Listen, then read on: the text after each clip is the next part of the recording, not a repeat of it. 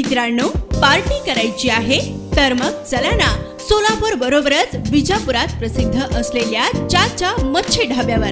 चाचा मच्छी ढाबा, विजापूर रोड, टाकळी, सोलापूर। संपर्क 9765 अखेर मागील अनेक दिवसांपासून संपूर्ण देशाचे लक्ष लागून राहिलेल्या 18व्या लोकसभेसाठी पंचवार्षिक निवडणुकीची घोषणा झाली आहे।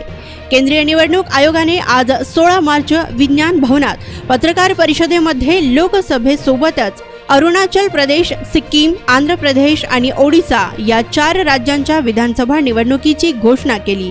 यानुसार एप्रिल आणि मे महिन्यात एकूण 7 टप्प्यात लोकसभेसाठी मतदान होणार आहे। यानंतर 4 जून रोजी निकाल जाहीर होणार आहे। या घोषणेनंतर देशात आदर्श आचारसंहिताही लागू झाली आहे। एकूण 7 टप्प्यांमध्ये मतदान होणार आहे।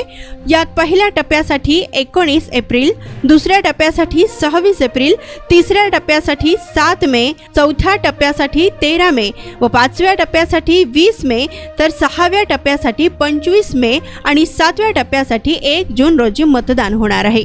यात महाराष्ट्रामध्ये दुसऱ्या, तिसऱ्या, चौथ्या, 5व्या आणि 6व्या टप्प्यात मतदान होणार आहे। तर 4 जून रोजी मतमोजणी होऊन निकाल जाहीर होणार आहे।